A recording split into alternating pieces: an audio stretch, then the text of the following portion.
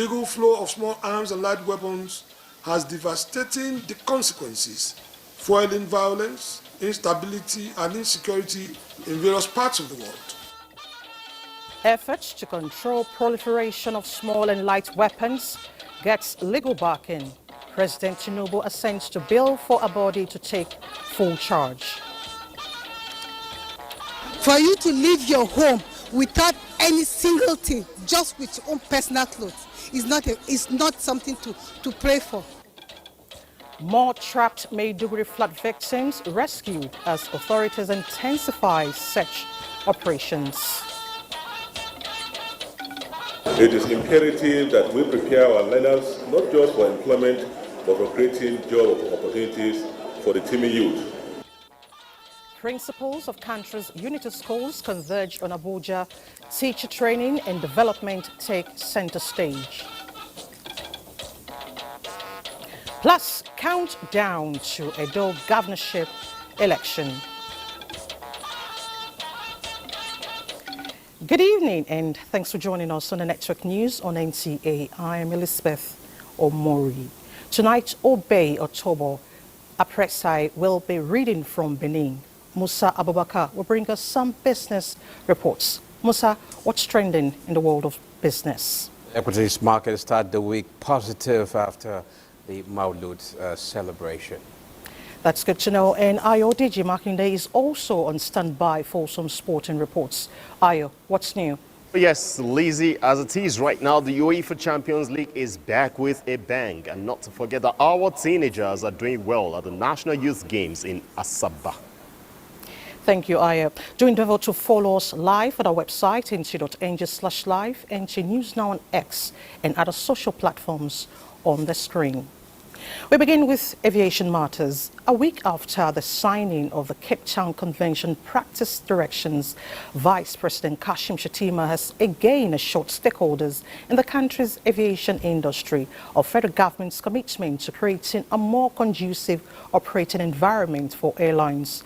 He gave the assurance during a meeting with airline operators of Nigeria at the Presidential Villa.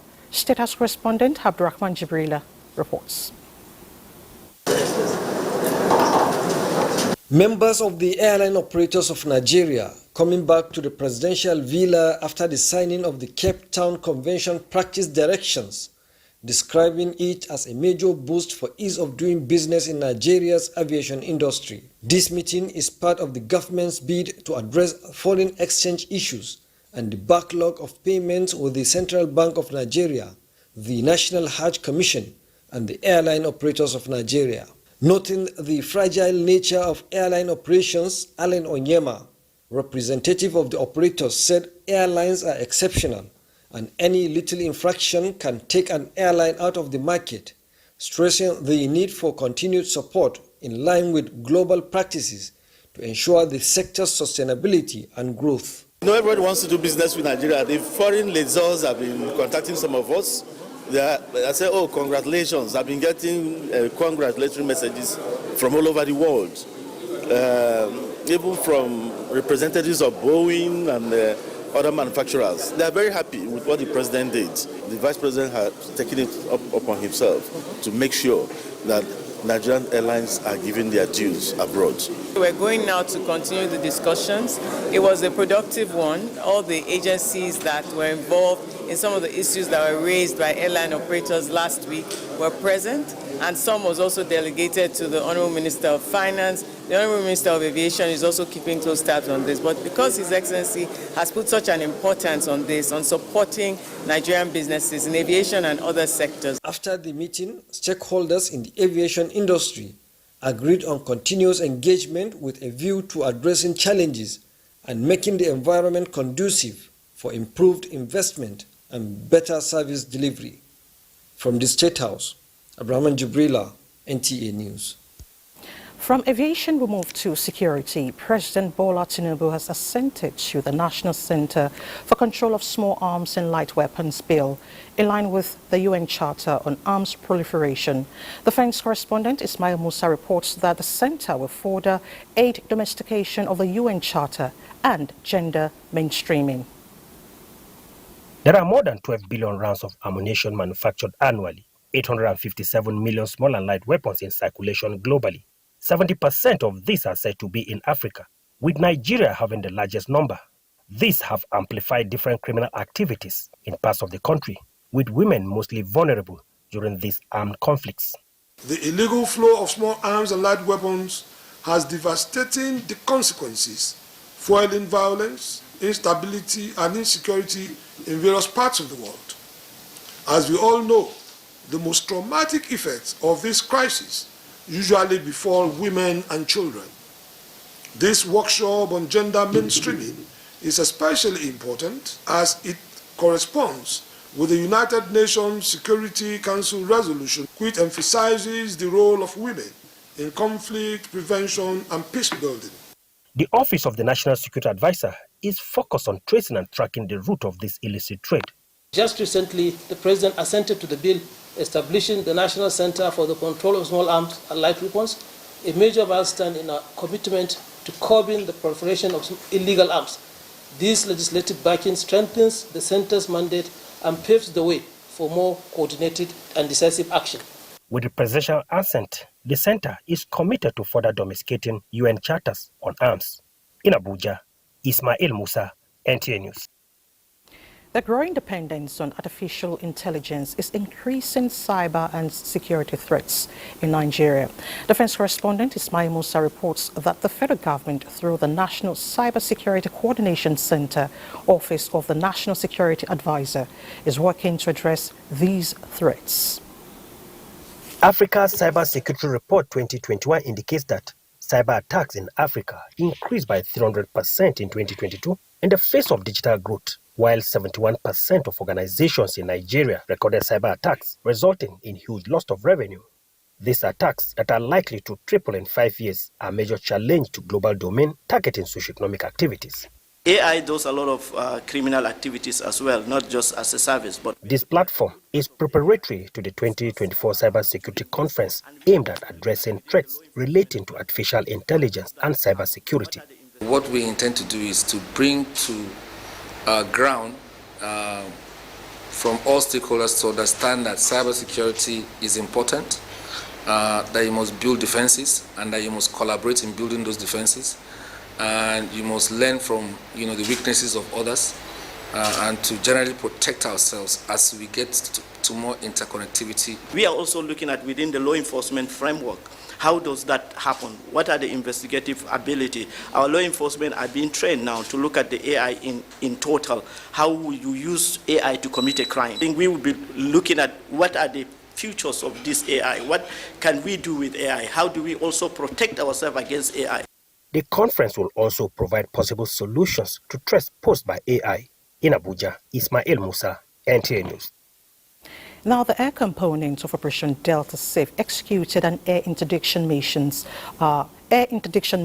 in Rivers State as part of its intensified efforts to curb crude oil theft, pipeline vandalism and economic sabotage in the Niger Delta. Deputy Director Public Relations and Information Group Captain Kabiru Ali indicates that 2 separate missions targeted specific sites along the Imo River, including Owaza, Uzaku, Obuzo, Oswaku, and Obiaku.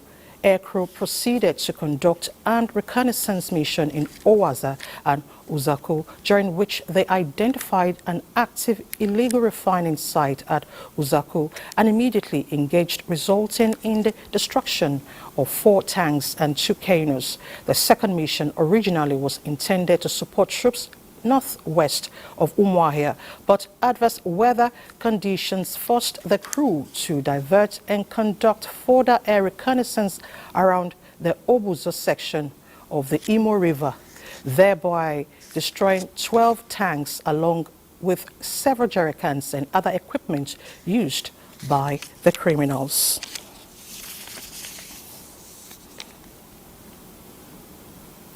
In other news, the federal government has issued alerts to all states that are connected to the River Benue system, as authorities of Lagdo Dam in Cameroon have informed Nigeria of a regulated water release starting from Tuesday, 17th of September 2024. In a statement by the Director of Nigeria Hydrological Services Agency, Umar Ibrahim Mohammed, the water release is expected to increase gradually in the next 7 days, depending on the inflow from the upstream Garoua River, which is the main feeder into the reservoir and a major contributor to the Benue River. NISA wants government at all levels, especially states of Adamawa, Taraba, Benue, Nasarawa, Kogi, Edo, Delta, Anambra, Bayelsa, Cross River and Rivers to step up vigilance. The agency also states that it will continue to monitor closely the flow situation of the trans-boundary river Benue and the national inland rivers by providing regular updates on water levels. The National Hydroelectric Power Producing Areas Development Commission has begun training for staff on 2024 needs assessment enumeration and community mapping exercise for states under the mandate of the Commission. The strategic engagement is aimed at equipping field operators under the Commission with master's skills in diversifying processes of inputs, collection and maximizing of resources for effective and result-oriented outputs. Now that we have additional states, we just felt we should not just be in the office and start allocating projects or interventions to communities that are not even in need of what we are providing.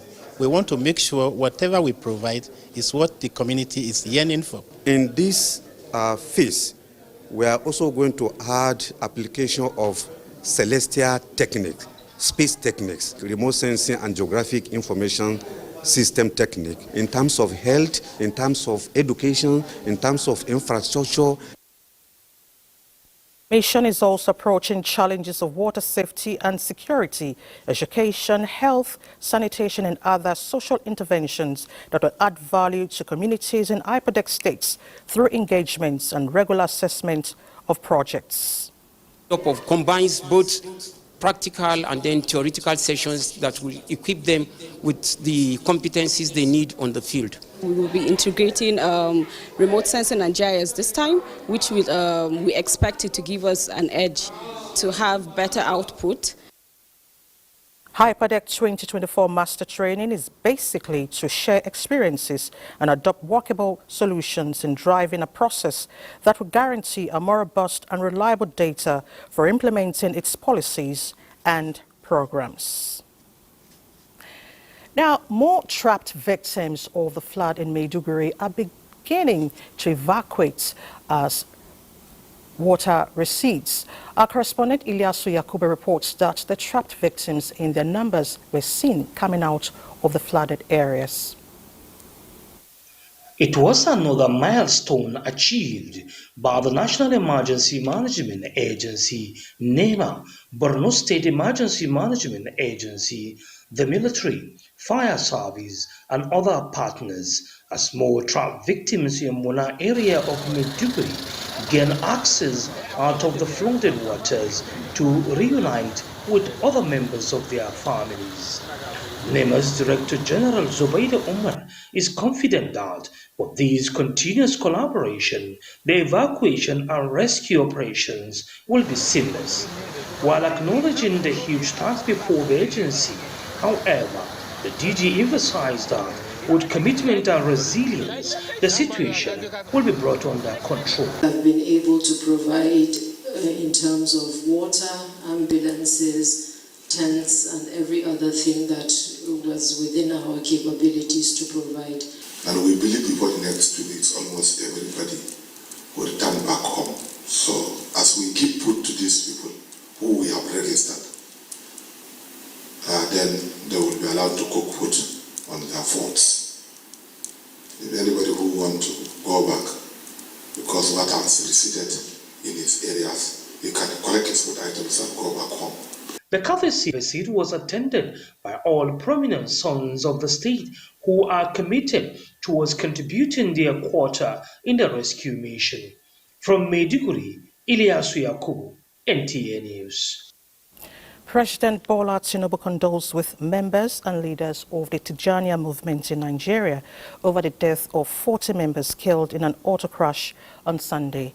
The victims were on their way from Plateau State to a Maulud Nabi event in Samanit Naka, Kaduna State, where their bus collided with a truck at Lere town of Kaduna State.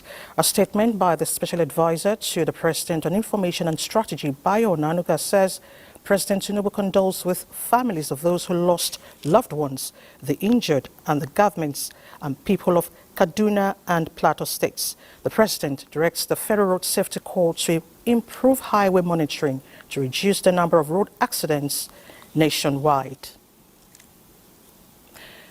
First Lady Oluremi Tinubu launches Young Farmers Club to guarantee food security. Details when we return. To stay with us. You're still watching the Network News on NTA. Farming is not just an occupation, but a way of life which can create employment opportunities for Nigeria's teeming youth population, help diversify the economy, and guarantee food security. Nigeria's First Lady Oluremi Tinubu stated this during the official launch of Young Farmers Club Nigeria by the Renewed Hope Initiative in collaboration with the Federal Ministry of Agriculture and Food Security. State House correspondent Adeni Taiwo brings us details. In the recent past, the picture of students with writing materials in one hand and the other hand firmly gripping a farming tool, ready to till the ground, was commonplace. To respect our land and resources. The launch of Young Farmers Club by Nigeria's First Lady Oluremi Tinubu is not only expected to bring back those old days when agriculture and education share the same space, but also answer the question of who will feed the future in a world with rising population. The aim of the Young Farmers Club Nigeria is to catch them young by making farming more appealing to our pupils and students.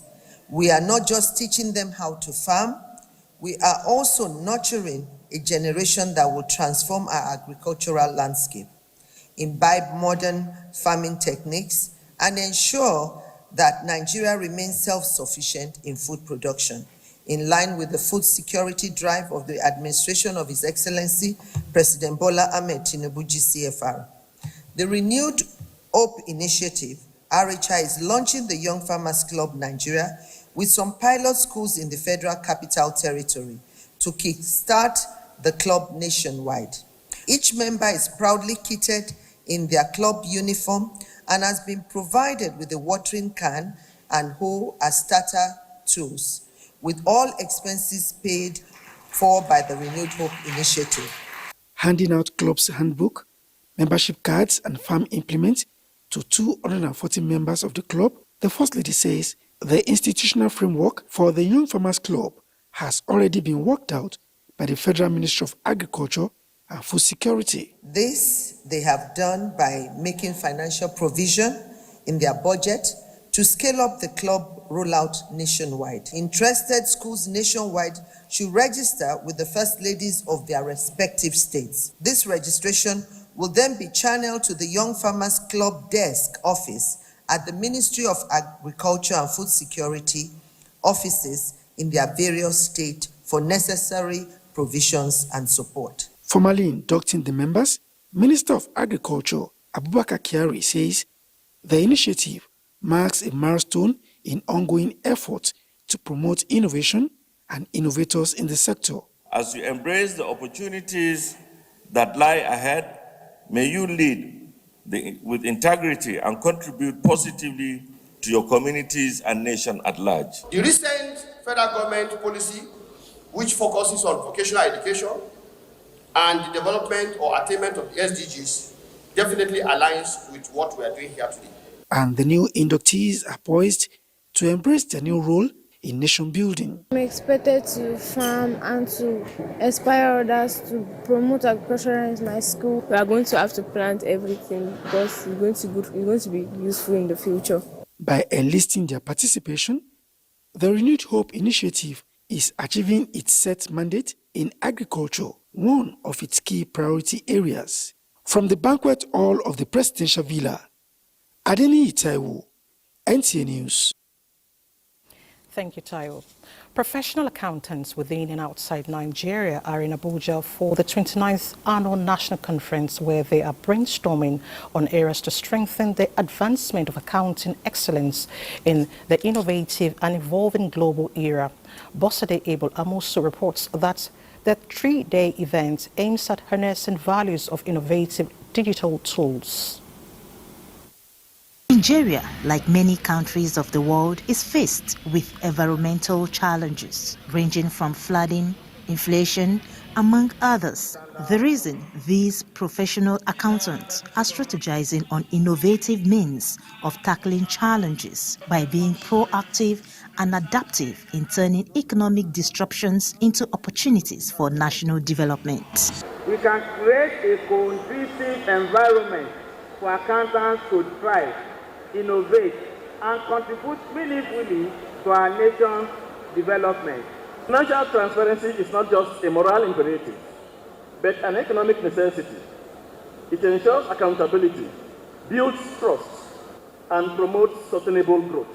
Annan branch, Okabe said, also came first based on the assessment of MPCDs. KB branch of Annan also came first. So I believe that also has to do with their performances, during their under review.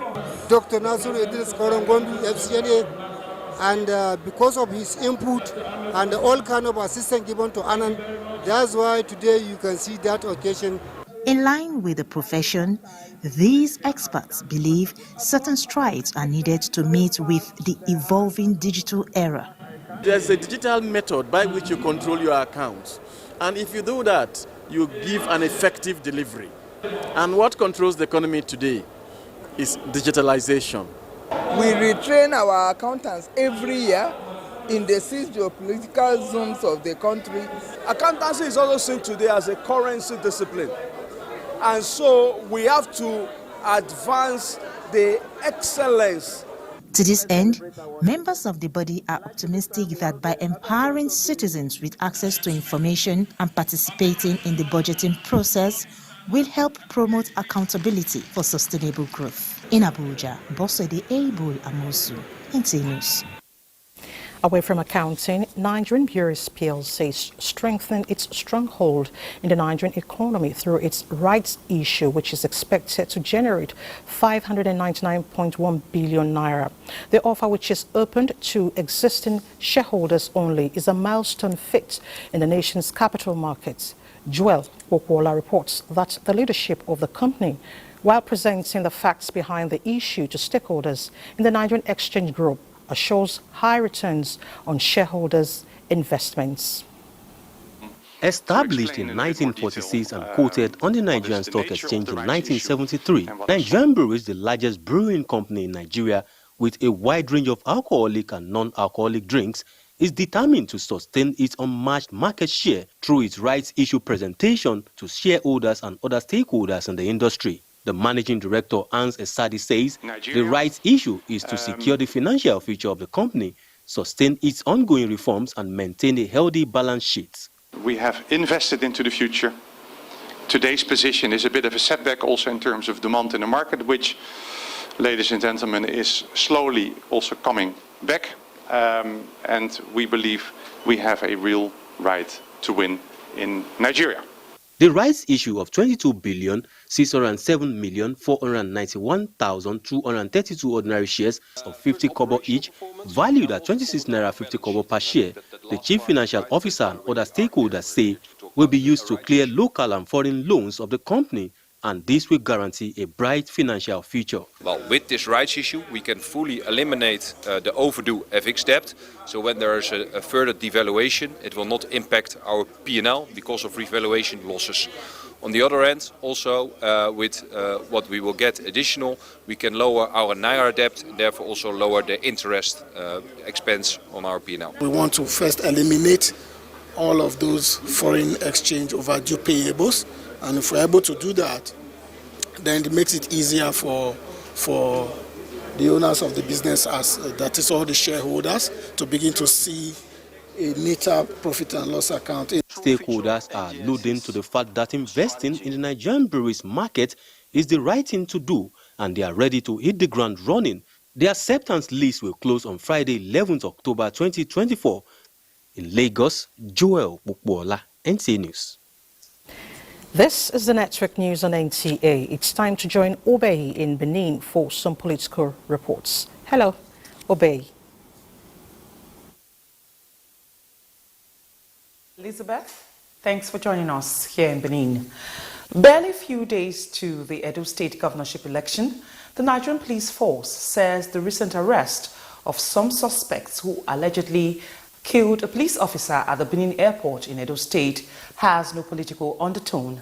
Force Public Relations Officer Olumuyiwa Adejobi at the parade of the suspects in Abuja reiterates that the force is not going to be partial in providing security during the Saturday's governorship election. We don't know where they belong to, whether they are businessmen, they are restaurant operators, or they belong to any political party. But we went after those who have killed our policeman. This is another case. We would not. A policeman is a Nigerian and he has the right to enjoy his own fundamental human rights. Right to life is very, very key. So for you to kill any policeman, you must have murdered peace and you cannot enjoy peace again. Meanwhile, the AIG Zone 5, Benin, Arungwa Nwazwe has assured political parties and their candidates of level playing ground in Saturday's governorship election in Edo State. The Deputy Inspector General of Police, who is coming here as the most senior officer to supervise the election in this state, he will soon be on ground. And when he comes, there is a template which he will follow. The IG, in his last visit to this place, he mentioned that there is going to be a level playing ground for all actors, and the police will act professionally. And as the date for the Edo governorship election continues to thin down, political parties are already rounding off with their political activities, but not without expectations from key players. The All Progressives Congress APC Ward 1 Auchi Esako West local government area is rounding off sensitization drive to galvanize support for the party. The party faithful are optimistic that the party will sail to victory.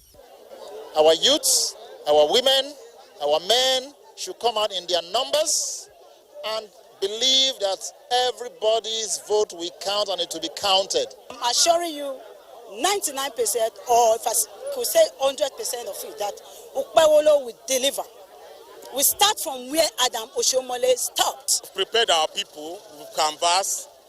What is remaining for us on that day is to go to the units and make sure we deliver our candidates. Meanwhile, Governor Godwin Obaseki has expressed PDP's readiness for Saturday's election and has promised to sign the peace accord earlier boycotted. All those people have been detained. If they are granted bail and they are allowed to come back home to their families to participate in the democratic process, then we'll consider signing the peace accord. Candidates and party stalwarts are counting down, with stock taking on their preparations, mobilizations, and in the area of logistics, but not without expectations.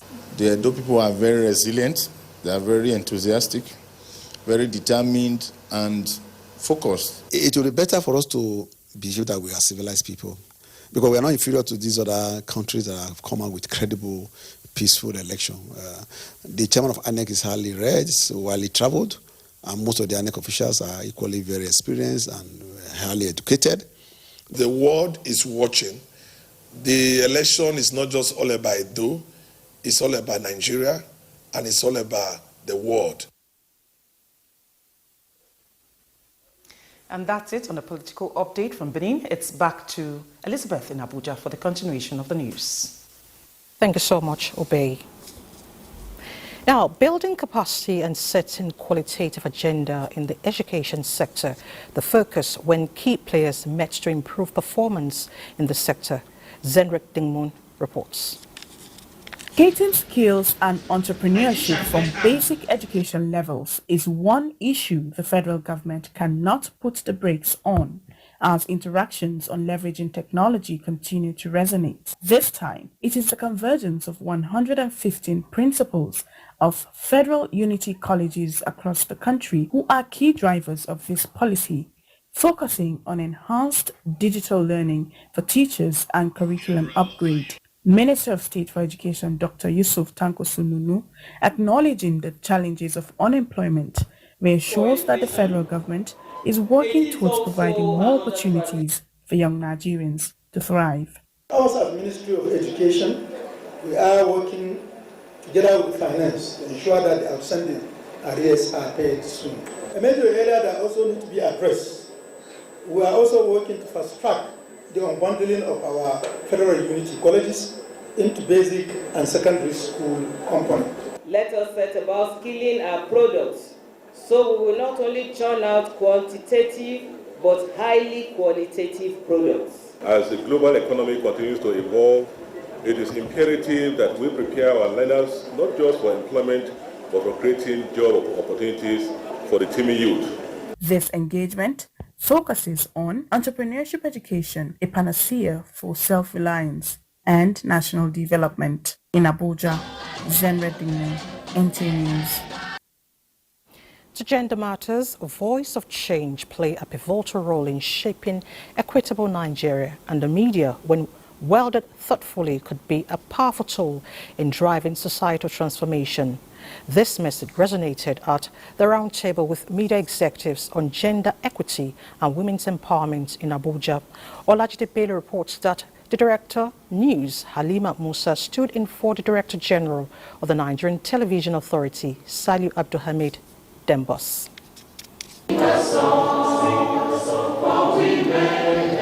At a prestigious roundtable in the nation's capital, media executives from across the country gathered to address a pressing issue: gender equality and women empowerment.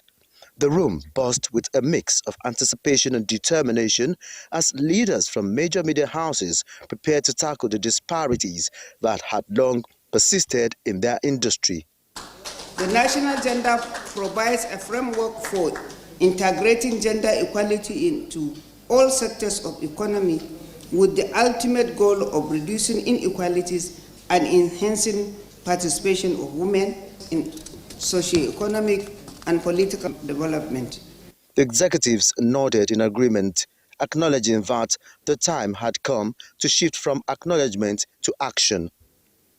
It will strengthen our partnership in escalating media advocacy to promote women's economic empowerment, prevention of violence against women and girls, expanding access to services, resources, technologies, and increasing women's representation and leadership. It is an imperative for development.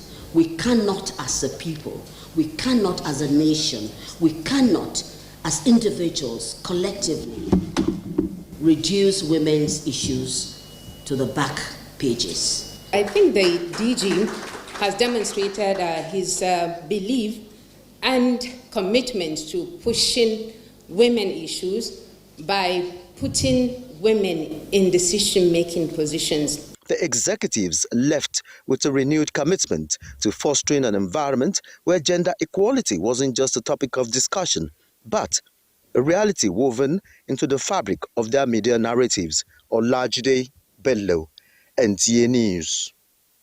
To cultural diplomacy, in promoting cultural exchange and understanding between Nigeria and China, the China Media Group is collaborating with media organizations in Nigeria to showcase the cross-cultural heritage, as well as commemorate 75th anniversary of the People's Republic of China.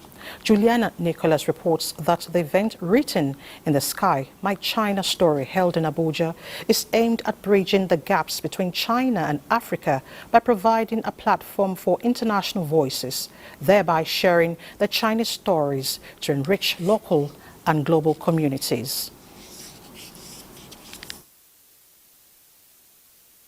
Our two heads of state announced the elevation of China-Nigeria relations to a comprehensive strategic partnership and jointly witnessed the signing of many bilateral cooperation documents. Among them, as mentioned by our previous speaker, that there are at least two that are related to media cooperation. By working together, we can build a brighter future for our two nations and contribute to a more peaceful and prosperous world. While these advancements present us with tremendous opportunities, they also bring challenges on misinformation and disinformation. We must work together to tackle this issue. My vision is to replicate my research, empowering both African and Chinese youth to tell their own stories. Participants were honored in recognition of their efforts in propagating timely information across the globe. The China Media Group hopes to continue to inspire new generation of global citizens for growth and commitment for people-to-people exchange. Nice to know you're still there. The federal government has underscored the crucial role the Nigerian capital market play in the realization of target of the Tinubu administration to create a $1 trillion economy.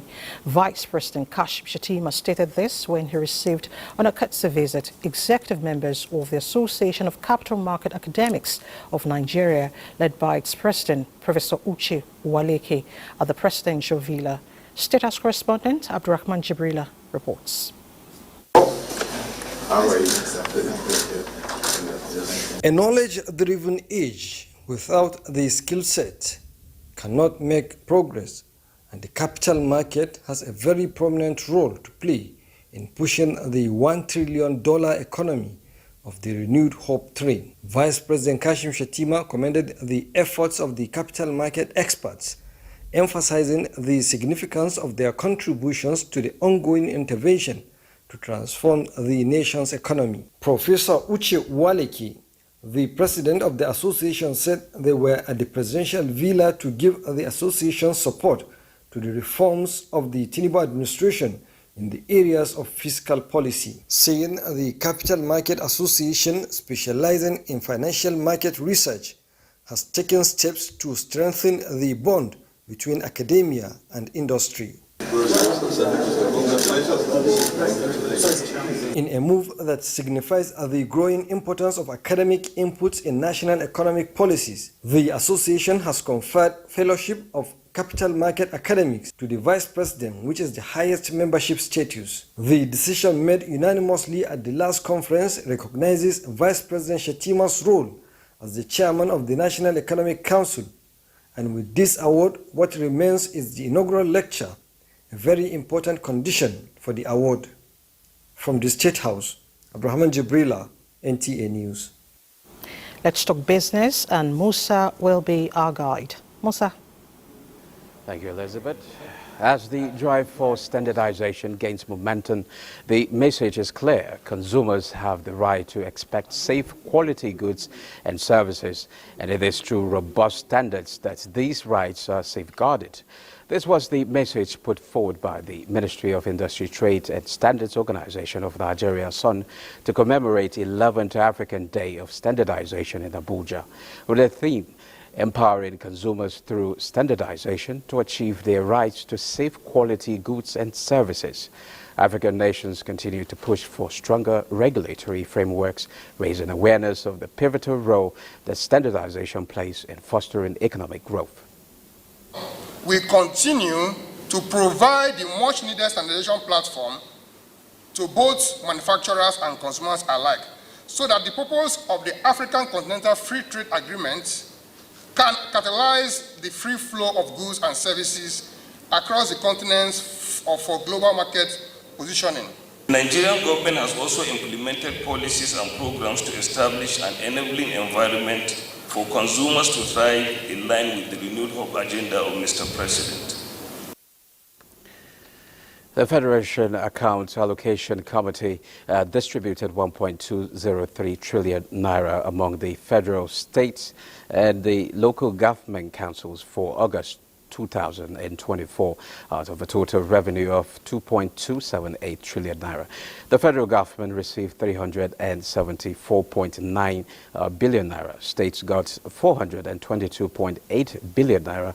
Local government councils received 306.5 1.5 billion naira, and oil-producing states receive 99.4 billion naira as derivation of mineral revenues. The revenue sources included gross statutory revenue, VAT, the electronic money transfer levy, and the exchange differences. It's a bullish end of session on the equities market as investors gain 131.60 billion naira. This is on the back of further drop in inflation figures. The all share index climbed 0.23% to close at 97,685.64 points. A total of 471 million shares in 12,066 deals, corresponding to a market value of 9.4 billion naira, were traded. Today's equities shows 14% improvement in volume, 45% improvement in turnover, and 37% improvement in deals. Equity capitalization increased to 56.1 trillion naira. Japo Gold and Ventures recorded the highest volume of 72.3 million traded shares, followed by Transcope, FBN Holdings, and United Bank for Africa. Now there's a quick look at business news. More messages. And Elizabeth will continue with the rest of the story. Thanks for staying with us. And next, some sporting stories with Ayodeji. Thank you so much, Ayodeji. Now, the death has been announced of Professor Iogo Francis Ozemena of Ukehe, Igbo Etiti local government area of Enugu State.